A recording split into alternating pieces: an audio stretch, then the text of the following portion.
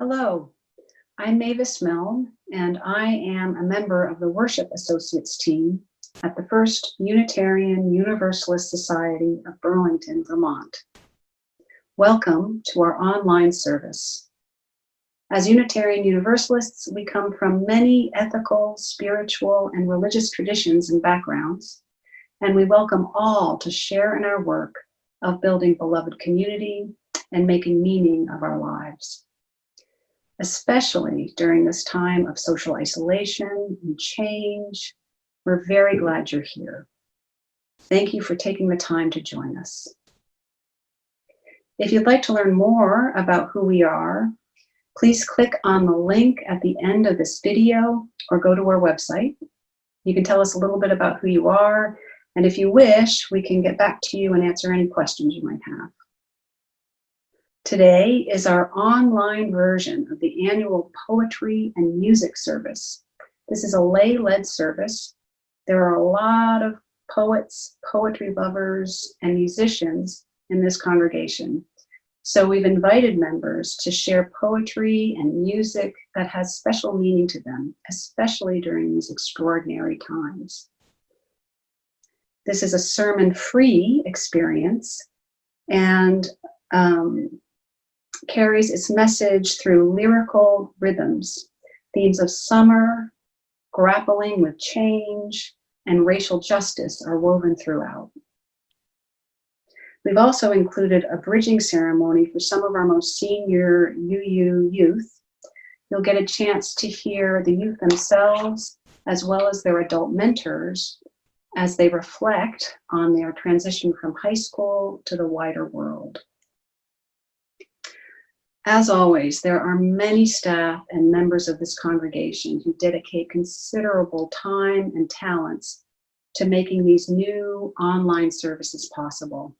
A very special thanks today, however, goes to all of the poets, readers, musicians, and youth for sharing their stories and inspiration with us today. Now, as we begin, go ahead and find your chalice or candle if you like.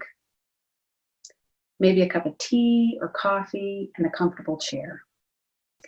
While we're not able to gather together in our meeting house, we are able to come together here in this new kind of online place where we can be reminded of our caring for each other, our caring for our community, and for the larger world.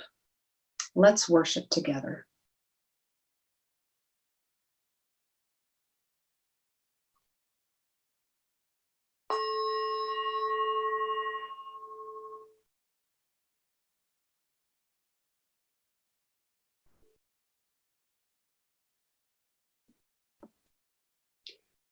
Please join me in our chalice lighting words.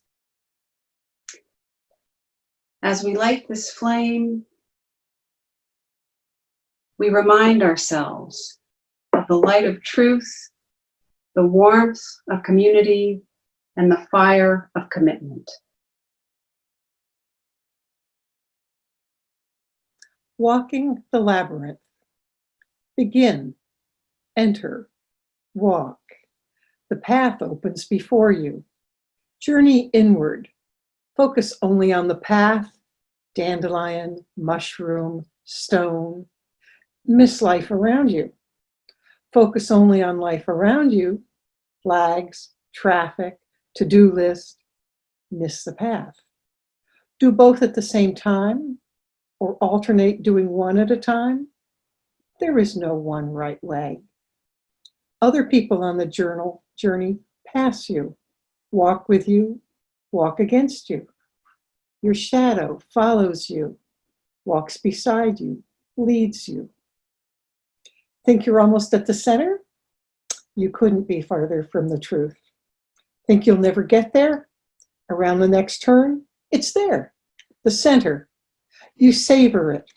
Tree reaching heavenward, braided brown bark, black branches, new chartreuse leaves, spring blue sky. Up, you can't go there. No wings. Only one way out. Walk. The path opens before you. Journey outward. Focus only on the path, stone, mushroom, dandelion. Miss life around you. Focus only on life around you, to-do list, traffic, flags. Miss the path. Do both at the same time or alternate, doing one at a time. There is no one right way. Other people on the journey walk with you, pass you. Your shadow leads you, walks beside you, follows you. Think you're almost at the end? You couldn't be farther from the truth. Think you'll ever get there? Where is there where you hope to be? Come, journey with us this morning.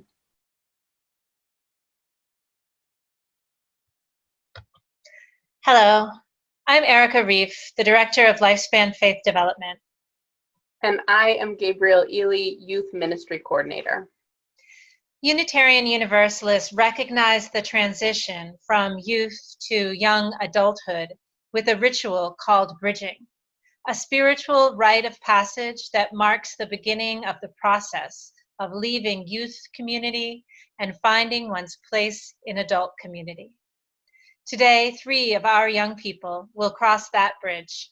We will lift them up in ritual, and we will give them each these gifts from our congregation. Abby Grimm is our most traditional bridger today. She graduated from Burlington High School last month and plans to attend the University of Massachusetts at Amherst in the fall. Abby was not only an active member of our youth group for 3 years, she also served on our youth ministry advisory team and the hiring committees for 2 youth ministry coordinators, including me. Families with small children will know Abby and our next bridger, Mac Bonilla, because they both did a fantastic job caring for little ones in our nursery.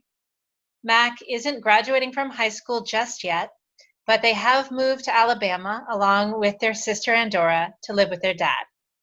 We decided to mark that transition of leaving our congregation as a near adult, though one of the small blessings of our current reality is that Mac can drop in for virtual meetings from afar, even as they settle into their new life in a different state. Like Mac, Katie Comerford-Joyce still has some high school left to complete this coming year, but this feels like a good time for her to bridge.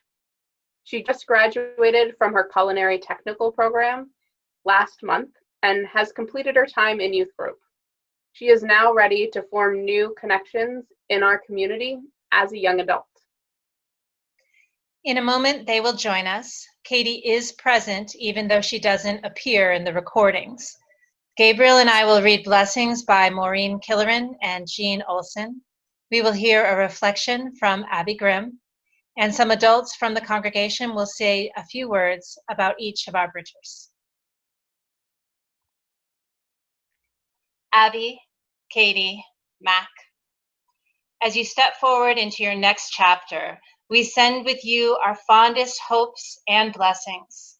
May life bring enough challenges to fuel your dreams, enough affirmation to honor your gifts, and enough nurture to give your spirit peace. Believe in your vision, follow your dreams, and know always that when you return to us, here you will find the hands of friends. Hi, I'm Erika. I'm Missa. And we wanted to take a couple minutes to talk to you about why we love Abby.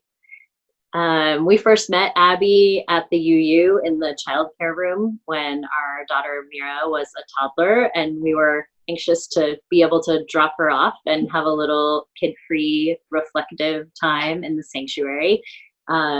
This was in 2014 or 15, and I can't remember who the adult was in the childcare room that day, but I will never forget Abby's help in dropping Mira off that day. And Abby just was able to comfort us and was the perfect combination of warm and playful and confident. And we had a successful drop off, although Mira did cry a little. And I remember rushing back downstairs after the sermon was done and finding Mira curled up in Abby's lap with a book. And it turned out that Abby's lap was a place that Mira would spend many, many happy hours in the years to come.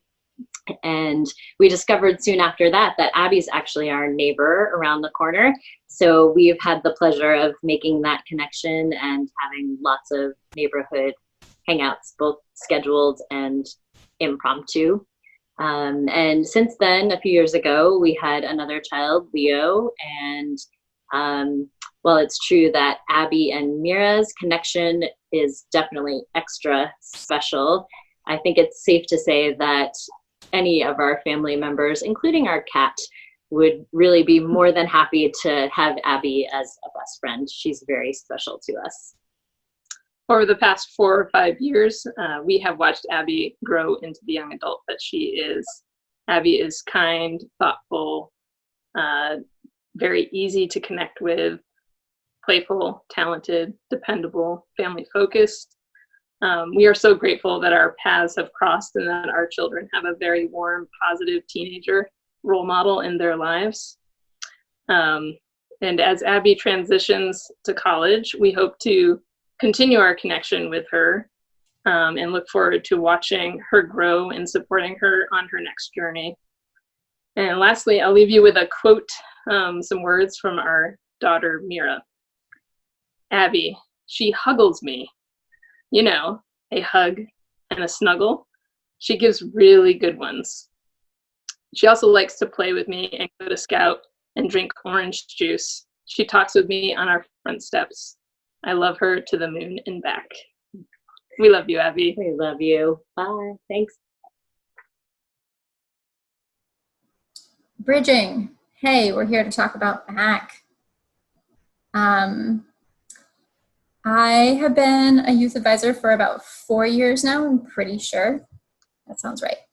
And in that time, I've gotten to know Mac, and also my kid has gotten to know Mac. And the thing that I wanted to say is that it's been an amazing, you know, this like high school time is this time that we grow and we change and we become the people that we're going to be. And when I first met Mac, they were like a quieter person and kind of like hung back and kind of saw what youth group had to offer. And I've seen that grow and change into a human that is ready to take on so many things. And Sarah's gotten to know Mac in like lots of different cool ways. And Sara and I were just talking about how there was this youth group experience last year that's kind of lived on through youth group tales about a silly time in the community room downstairs where Mac had a laughing fit And we wanted to share that with y'all because it's super fun.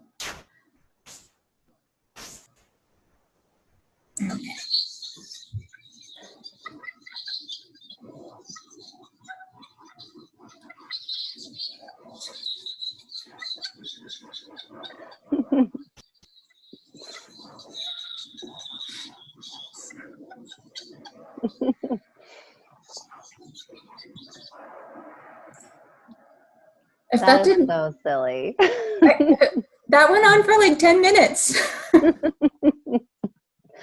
It's gone viral in the youth group and the UU wider community, I think.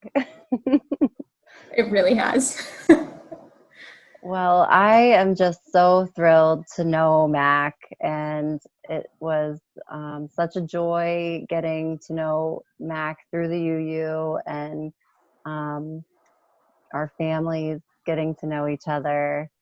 I was so impressed going to my first few youth group meetings and seeing Mac just lead with kindness and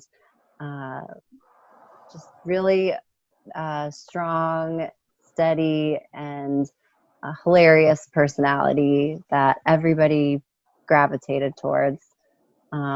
I think, and I hope, and my best wishes are that Mac will take those wonderful qualities that they have inside them and share them with all of their new friends in Alabama, and keep their Vermont family close at heart, because we love you so much, Mac, and we're so proud of you.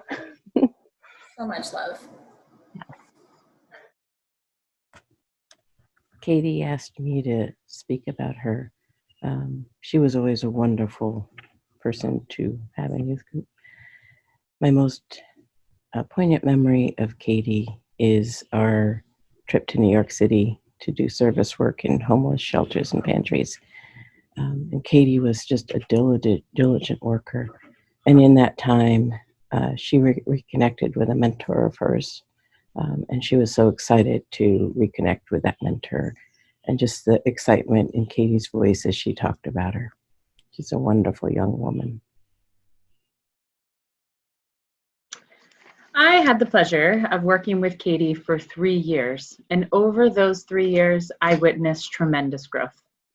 Katie entered youth group with her best friend, Ben Woods Lewis. Together, they rounded out our youth group and brought a sense of joy, wonder, compassion, and understanding to our group. A short time later, we lost Ben too soon, and we witnessed and supported Katie through her grieving process. Over time, Katie emerged from her grief by advocating for and bringing Ben's memories and presence to our group. She became more comfortable, found her voice, shared and participated in all of our activities and conversations fully and honestly. This resilience and growth will carry Katie very far, and I wish her the best of luck on her journey ahead. Hello. I'm trying to imagine all of your faces in front of me when in reality I'm sitting in my house in front of a computer screen, but that's just where we're at right now, and I hope everyone is safe and well. It is with pride and privilege that I am here today reflecting with you all. This congregation has quite literally raised me from routine Sunday mornings to first ever jobs in the nursery, one that I can continue to come back to because you kids are fun. From camping trips with family to camping trips with my youth group friends, committees, choirs. Even when I was overwhelmed, busy, feeling disconnected, I would be welcomed back as if I'd never left. I came of age in this congregation, supported and recognized and loved by not only folks who watched me grow up, but also folks who met me yesterday. This congregation, I have learned, will always be at home to come back to. And the love that the UUA has shown me demonstrates that Unitarian churches, wherever I find myself, will be a community I can confidently turn to. A staple of my childhood, and even my life now, was the hymn Blue Boat Home. In my house, it's something to write home about. Excitement brews when it's listed in the order of service. I hum it in the kitchen. we pester my pianist brother to learn it. When I was younger, the beautiful melody made me happy. Then it reminded me of summers in Boothbay Harbor, Maine, where you can smell the salt the minute you step out of the car and spend days running wild, jumping off docks, and as the hymn says, leaning over the edge in wonder. The ocean was something to marvel at, and to this day, I never turned down a chance to see it. Now, as life transitions are many, the hymn is comforting, not only reminding me of my childhood, but also reminding me that however far I sail, I will always be home. The hymn also reminds me that drifting is part of the journey. It is a known fact, if you're familiar with me, that I change my plans like I change my clothes. I change my major nearly every other week. I talk about traveling, but it takes a big shove for me to book the plane ticket, the hotel. I like to have an end goal in mind when I make decisions. It is hard for me to do something just to do it. But as I comb through the lyrics of Blue Boat Home, it nudges me gently. I've been sailing all my life now, never harbor or port have I known. Part of the journey is drifting. With every place I drift, I find more things to wonder at. I've found some of my greatest joys just by wandering, and I'll continue to explore. I wouldn't have it any other way, because what a boring life it would be if I simply traveled from one point to another. Isn't the best part of a road trip stopping along the way for snacks? As I leave the service today, I step into the young adult world of this church. I don't have any doubt that the people I've known these last 18 years will continue to support me and the other folks bridging today as we sail or drift onto our next steps. Me, I'm going to UMass Amherst, online in my childhood bedroom. That's not what I had planned, I know, but uncertainty, drifting, is part of the journey. I've been sailing all my life now, never harbor or port have I known. The wide universe is the ocean I travel, and the earth is my blue boat home. Thank you. May you be brave enough to expose your aching woundedness and reveal your vulnerability. May you speak your deepest truths, knowing that they will change as you do. May you sing the music within you, composing your own melody, playing your song with all your heart. May you draw, paint, sculpt, and sew, showing the world your vision. May you write letters, poetry, biography, slogans, graffiti, the great novel, laying bare your words to love and hate.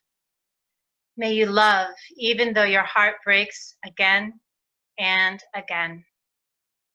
And until the end of your days, may your life be filled with possibilities and courage.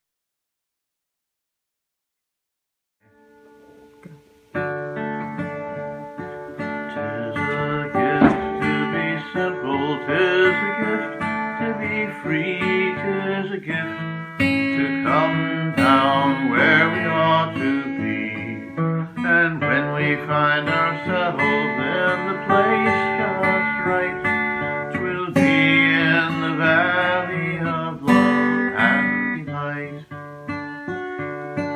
When true simplicity is gained, to bow and to bend, we will not be ashamed. To turn will be our delight, till by turning, we come down right.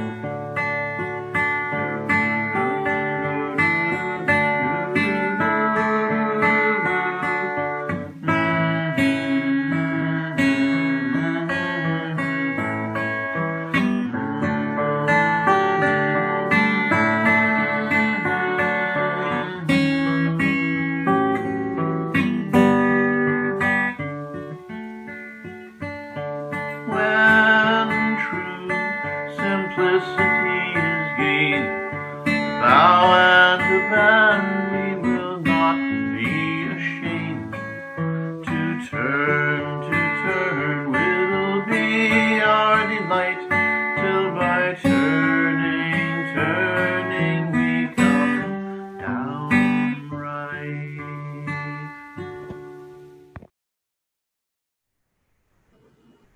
As we let these words and music settle within us, let us deepen together into a time of meditation. We will begin by sharing the joys and sorrows of our community, then hold a brief time of silence that will come to a close when the chime is sounded. Now, let us take a deep breath together, breathing in the breath of life and breathing out a breath of peace, coming into a place of listening. Joys and sorrows for this day, Sunday, July 12th, 2020. Joy. Thanks for sheltering in place.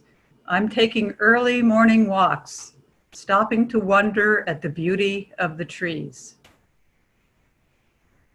Sorrow. Remembering my father, especially next Tuesday, which will be the first birthday since his death last October. The last time we saw him was last year on his 90th birthday. Mixed joy and sorrow. My new grandchild arrived in late February, just in time to be quarantined. I have only seen him in person 3 times. The distance from Milton to Burlington has never seemed greater. All are healthy, and they send many pictures and videos. But this grandparenting while sheltering is not what we all planned. May the joys and sorrows of each of us be the joys and sorrows for all of us. Now for a time of silence.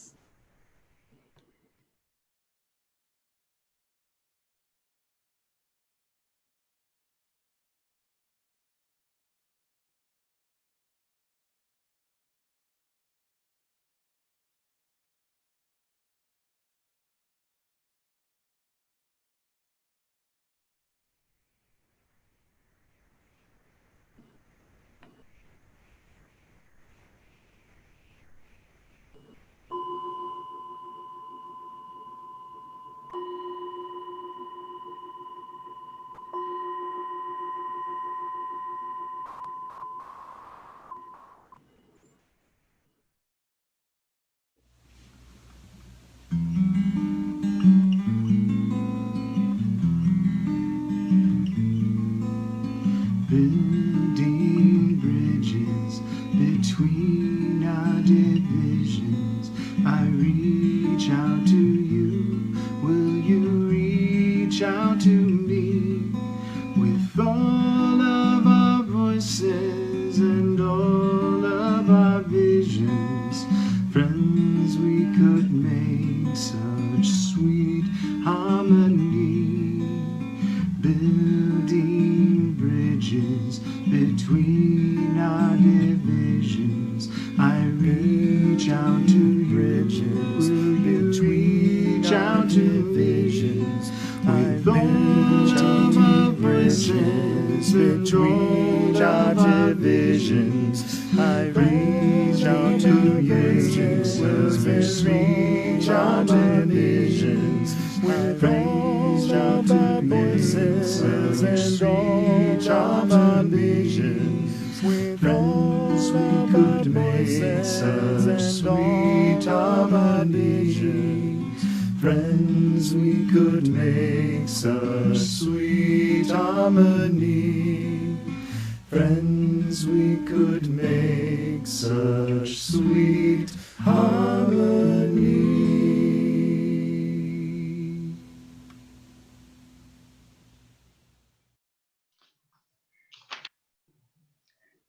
This is a poem by Robert Frost called The Woodchuck. My own strategic retreat is where 2 rocks almost meet, and still more secure and snug, a 2-door burrow I dug. With those in mind at my back, I can set forth exposed to attack. As one who shrewdly pretends that he and the world are friends. All we who choose to live have a little whistle we give and flash at the least alarm, we've dived down under the farm. We allow some time for guile and don't come out for a while, either to eat or drink. We take occasion to think, and it after the hunt goes past and the double barrel blast, like war and pestilence and the loss of common sense. If I can with confidence say that still for another day, or even another year, I will be there for you, my dear.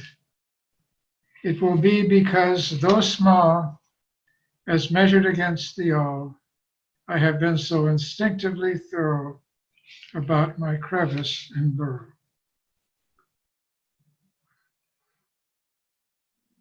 Human Family by Maya Angelou.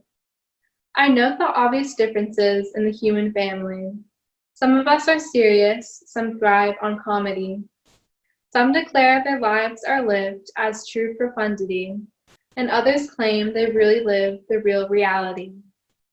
The variety of our skin tones can confuse bemused delight, brown and pink and beige and purple, tan and blue and white. I've sailed upon the 7 seas and stalked in every land. I've seen the wonders of the world, not yet one common man. I know 10,000 women called Jane and Mary Jane, but I've not seen any two who really were the same. Mirror twins are different, although their features jive, and lovers think quite different thoughts while lying side by side.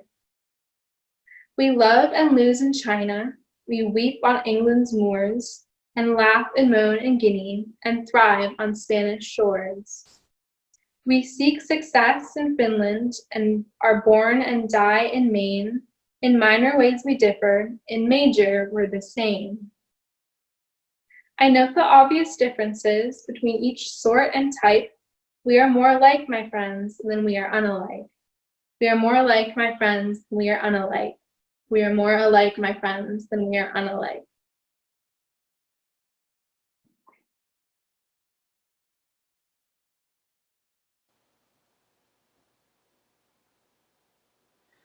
There is more love somewhere. There is more love somewhere. I'm gonna keep on till I find it. There is more love somewhere. There is more hope somewhere. There is more hope somewhere. I'm gonna keep on till I find it. There is more hope somewhere. There is more peace somewhere. There is more peace somewhere. I'm gonna keep on till I find it. There is more peace somewhere. There is more love somewhere. There is more love somewhere. I'm gonna keep on till I find it. There is more love somewhere.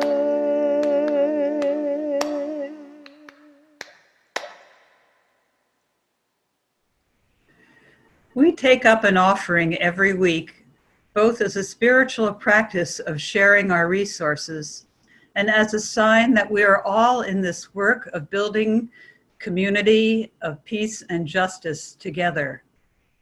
In keeping with the summer focus on racial justice, this morning's offering and all of the summer's offerings will be shared with the local POC, People of Color organizations doing racial justice work in the greater Burlington area and throughout Vermont, including Black Lives Matter of Great Burlington, the Vermont Racial Justice Alliance, and Honor Their Names, and other groups identified by the racial justice theme. Thank you for your gifts. The offering will now be received.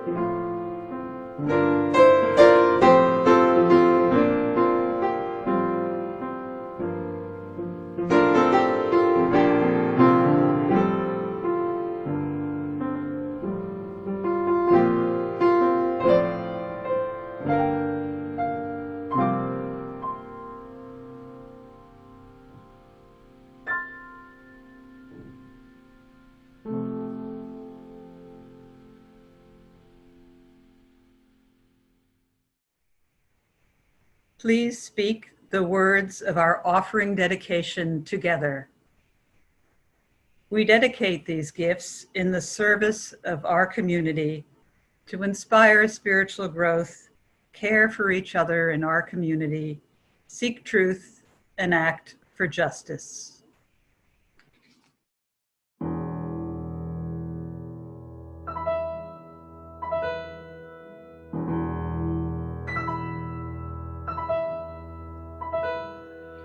Though below me I feel no motion, standing on these mountains and plains,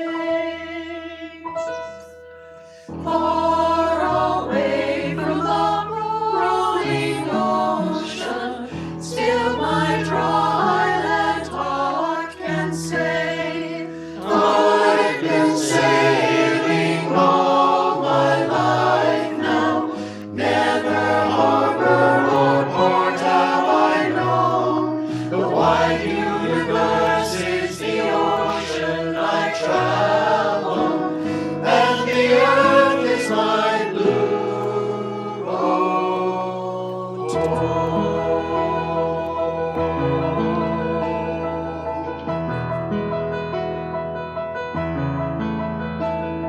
Sun my sail and moon my rudder, as I ply the starry sea, leaning over the edge in wonder, casting questions into the deep, drifting here with my ship's companion,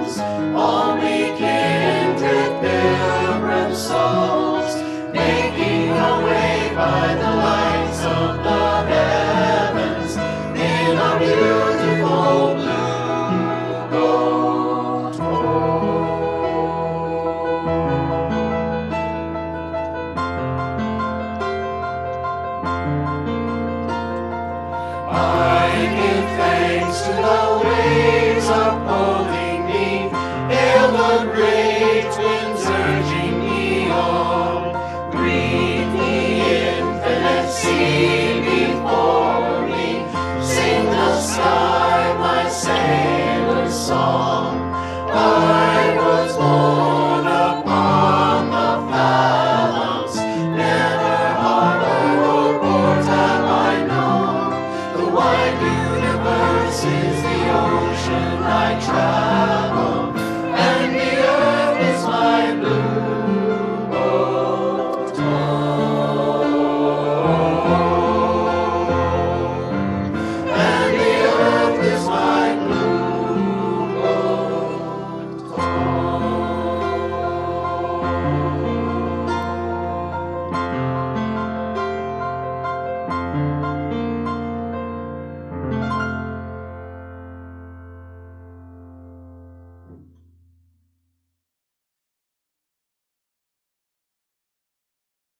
To be or not to be. To be content with the contents of life, safe in surety, security, satisfied with life's well-worn groove, or not to be, to suffer strife with one's life, station, food, home territory, mate, work. To chafe at real or imagined bonds, thrashing, crashing into glass ceilings that leave one reeling. To let dissatisfaction be stone in your shoe or prod in your back, to drive one to distraction or action for change against the status quo, against constraints, straight and narrow. Does a weeder, grubber, digger of potatoes, hunched over all day in glaring sun or pouring rain, half boot deep in clinging mud, dream of standing upright on tended grassy paths, picking shade-grown red coffee beans from among the ripening green, yellow, orange fruits? Or is this it? Just enough food, clothes to cover the body, rude shelter to make a life with other potato growers like your people for generations? Does a coffee bean picker revel in being outdoors, delight in colorful fruits, savor the plink-plunk of picked beans? Or is the sight of one more red bean enough to make one see red? The head boss urging speed and the need to get in the crop before you drop of fatigue.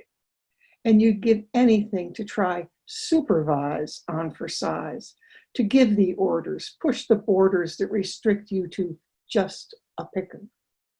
Does a cubicle worker in phone jangling office or cog on rumbling assembly line doing mind-numbing repetitive work 8 hours a day dream of an office, a window, vision of sky, a world beyond, and silence full enough to fill with possibilities?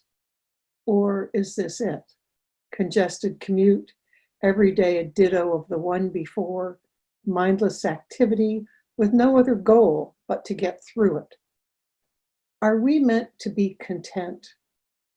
Or is it human to yearn, to burn with wanting more? I'm going to read you a poem from my collected poetry called How I Learned to Be White. And the poem is called My Mother, the Police, and Me. My mother, the police, and me. Chicago, Illinois, 1955. I'm 8. My mother drives down West Addison to a faith-healing dentist and takes a hard left turn when we pass his office. A squad car from Chicago flashes her. She pulls over, sticky with summer. The officer pulls out his ticket book.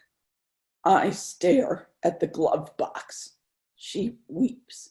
He exhales, lips loud. My husband is on our school board. We're going to the dentist. I got turned around. I'm a church lady. He gives her a warning. This is the first time I see her cry. New Haven, Connecticut, 1970. I'm 23. May, Orange Street, blocks from the Green. Riot police spray tear gas outside the trial of the New Haven Nine and Bobby Seale. Gas billows fog. I jog home and shut my windows. The night is long with yelling and young people running. The president of Yale says he doubts that Black revolutionaries can get a fair trial anywhere in America. 2,000 miles away, my mother knows nothing, believes I'm safe, studying. Rural Clatsop County, Oregon, 1989. I'm 42. I drive. My mother is passenger. My daughter snuggles in her car seat as sunbeams poke through Douglas firs. A squad car flashes me for out-of-date license tags. You pulled me over for tags? I'm from Portland, where police worry about real crime. This is all you do? Pull people over for license tags? My mother slaps my wrist, resting on the gear shift. She's hushing me. No, don't, no, with a tremor. I take the ticket. We're 80 miles from home. She starts in about garment union men with hordes of bed bugs in glass bottles. She worked in the office where her grandfather managed a garment factory that employed mostly ex-cons he knew from his warden days when garment factories were inside prison walls. The union men meant to smash the bottles inside the factory. My grandfather blew a whistle. His ex-cons came out swinging baseball bats. Her tale went on to Elliot Ness and gunfire. I take her comments as lessons about men, not law enforcement. North Charleston, Carolina, April 4th, 2015. I am 67. My mother is dead. Today, police pull over Walter Scott, a Black forklift operator, for expired license plate tags. He winds up shot, dead. My mother knew more than I thought she did. She, the warden's daughter. Thank you.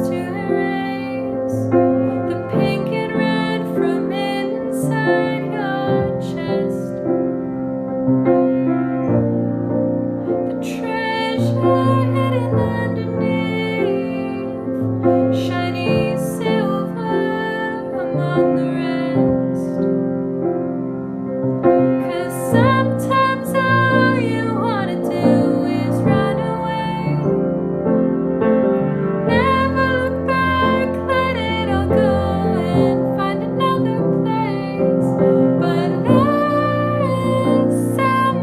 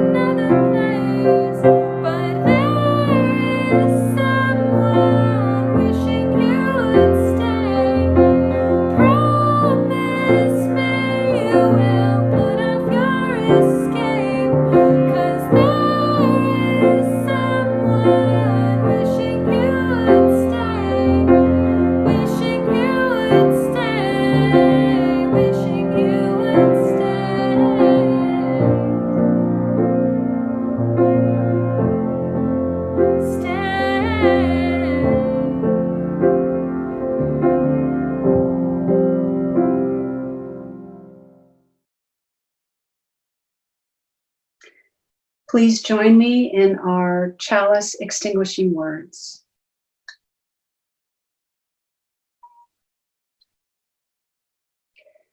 We extinguish this flame, but not the light of truth, the warmth of community, or the fire of commitment. These we carry in our hearts and share with the world until we are together again. The benediction today is from the writings of Gary Kowalski, an author and Unitarian Universalist minister who many of you know from his long years serving this Burlington congregation. Go in peace, speak the truth. Go in peace, speak the truth. Give thanks each day. Respect the earth and her creatures, for they are alive like you. Care for your body. It is a wondrous gift. Live simply, be of service. Be guided by your faith and not your fear. Go lightly on your path and walk in a sacred manner. Amen.